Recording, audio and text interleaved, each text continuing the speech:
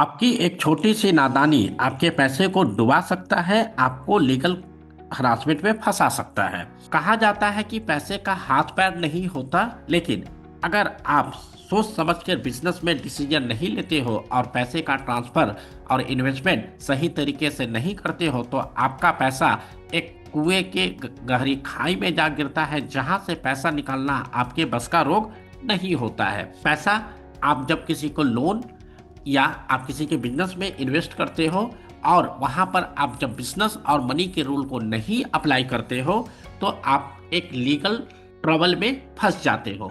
मैं Manish Kumar Sinha cross business boundary में आपका स्वागत करता हूं और आप इस चैनल में किसी भी टाइप के सवाल पूछ सकते हैं, चाहे वो इनकम टैक्स से हो, कंप्लायंस से हो, जीएसटी से हो, वेल्थ मैनेजमेंट का हो या सक्सेशन प्लान से हो। और अपने आप को हमारे से कैश रिच बिजनेस एक ऐसा कॉन्सेप्ट है जहां पर हर कोई अपने आप को वेल्दी रखना चाहता है और हमेशा प्रॉफिटेबल रखना चाहता है। लेकिन जब आप किसी के बिजनेस में और किसी के वेंचर में पैसा लगाते हो तो क्या आप बिजनेस रूल और मनी रूल का लॉ लगा के काम करते हो? जनरली नहीं। और उसी कारण आप इस ट्रैप में फंस जाते हो और कुछ दिनों के बाद जब आपको लगता है कि आपके साथ धोखाधड़ी हो गई तो आप लीगल पचड़े में आना पड़ता है। आज हम बात कर रहे हैं विक्रम भट्ट, जिन्होंने 200 करोड़ का लालच देके 30 करोड़ हड़पने का आरोप लगाया गया है। तो ये जो एक ब्रेकिंग न्यूज है, इस न्यूज पर हम बिजनेस लर्निंग पर बात करेंगे कि इस न्यूज या ये जो एक्टिविटी हुई है इससे हम अपने आप को कैसे बचा सकते हैं। आप सभी को पता है कि विक्रम भट्ट एक काफी पॉपुलर फिल्म डायरेक्टर है, जिन्होंने गुलाम, फुटपाथ, राज जैसे फिल्मों का डायरेक्शन किया है और उनकी बहुत सारी फिल्में हिट हुई है। तो इन्होंने एक व्यक्ति से कनेक्ट किया और उनको बोला कि हम दो फिल्म बनाएंगे और 30 से 40 करोड़ का इन्वेस्टमेंट होगा और जो बिजनेस होगा 300 से 400 करोड़ होगा। तो इस तरीके से वो बंदा इनके चक्कर में आ जाता है और अपना 30 करोड़ रुपया गंवा देता है। तो जब आप फिल्म वर्ल्ड में आते हो तो फ्रॉड होने के बहुत सारे तरीके हैं। जैसे कुछ लोग नेम और फेम के चक्कर में किसी के फ्रॉड में आ जाते हैं, कुछ लोग पैसे बनाने के चक्कर में कि लो इन्वेस्टमेंट हाई रिटर्न, जो यहाँ पर बताया गया 30 से 40 करोड़ लगाओ और 300 से 400 करोड़ कमाओ।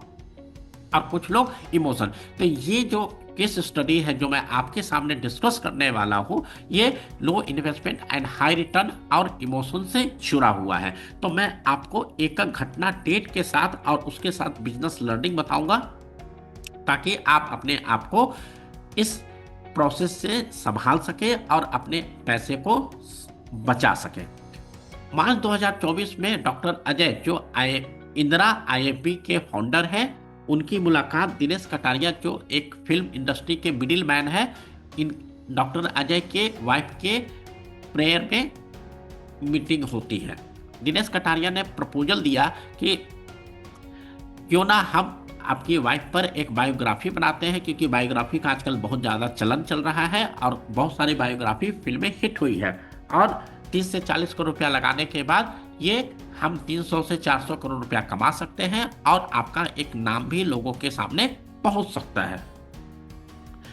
अगले महीने में दिनेश कटारिया ने डॉक्टर अजय और विक्रम भट्ट की मुलाकात करवाई और दोनों ने आगे का प्रपोजल डिस्कस किया।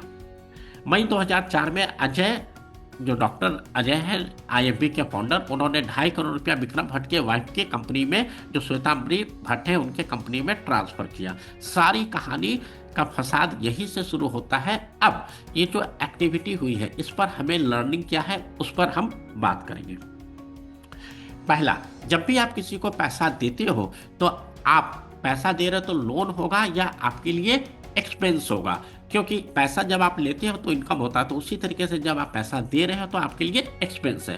तो डॉक्टर अजय को ये देखना था कि जब ये पैसा विक्रम भट्ट की वाइफ श्वेतांबरी भट्ट को पैसा दे रहे थे तो ये लोन है, क्योंकि श्वेतांबरी भट्ट ने कोई प्रोफेशनल बिल तो प्रोवाइड किया नहीं। तो क्या इस लोन का लीगल डॉक्यूमेंट या रिटन एग्रीमेंट था या नहीं? तो आप जब भी किसी से पैसा का लेन देन करो, क्योंकि ये 2.5 करोड़ रुपया दिया गया, अगर 5,000 10,000 देना हो तो मैं उस पर कुछ डिस्कशन नहीं करूंगा। लेकिन जब पैसा मोटा हो तो आपको हमेशा लीगल एग्रीमेंट करने के साथ ही आपको मनी का ट्रांजेक्शन करना चाहिए, जहां पर आपको टर्म कंडीशन, इंटरेस्ट और रिटर्न करने का क्या रूल रेगुलेशन है वो हर चीज वहां पर रिटेन होना चाहिए। डॉक्टर राजे ने एक काम किया कि इन्होंने ट्रस्टेड नेम के साथ किया, क्योंकि विक्रम भट्ट एक काफी ट्रस्टेड नेम है, तो एक ब्रांड के साथ काम करना इनके लिए सही रहा। लेकिन वो ट्रस्टेड व्यक्ति भी इन्हों को धोखा दे गया। और क्या दोनों पार्टी के बीच में एमओयू हुआ था? अगर नहीं तो आप जब भी किसी के साथ ऐसा कोई पैसे इन्वॉल्वमेंट में इन्वॉल्व होते हो तो आपको एमओयू और रिटर्न एग्रीमेंट करना चाहिए। उसके बाद जुलाई 2024 में एक नई कंपनी बनती है, जहां पर डॉक्टर अजय और विक्रम भट्ट की वाइफ एक एलएलपी बनाते हैं और दोनों की 50-50% शेयर होल्डिंग होती है। ये एक अच्छा काम किया, क्योंकि जब कंपनी इनकॉर्पोरेट हुई है और फिल्म का प्रोडक्शन होगा तो उसी कंपनी के अकाउंट से पैसा जाना चाहिए।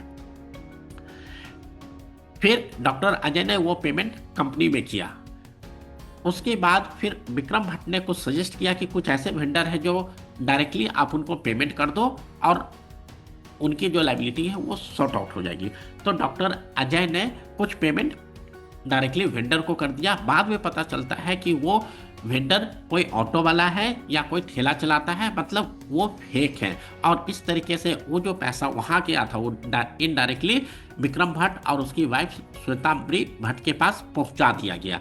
तो ये जब आप ऐसा कोई एक्टिविटी करते हो कि डायरेक्टली आप किसी वेंडर को पेमेंट करते हो तो आपको किन किन बातों पर ध्यान देना है वो आप देख लें। जब भी आप किसी वेंडर को पेमेंट करते हो तो विदाउट बिल और विदाउट वर्क प्रोसेस के बगैर आप ये पैसा ट्रांसफर नहीं करें। उसके बाद वेंडर का जो पेमेंट है वो कंपनी अकाउंट से होना चाहिए, नहीं कि किसी और अकाउंट से होना चाहिए।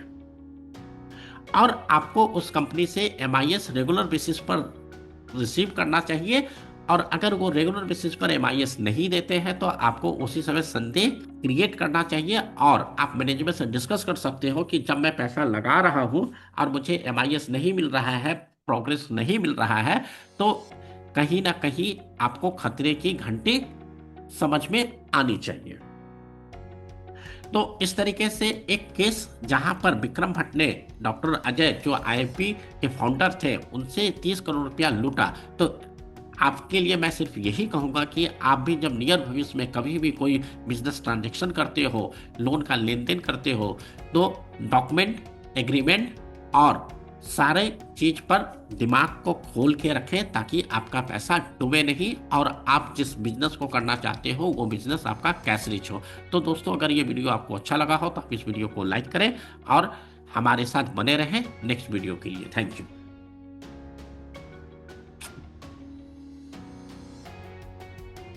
Audio Jungle.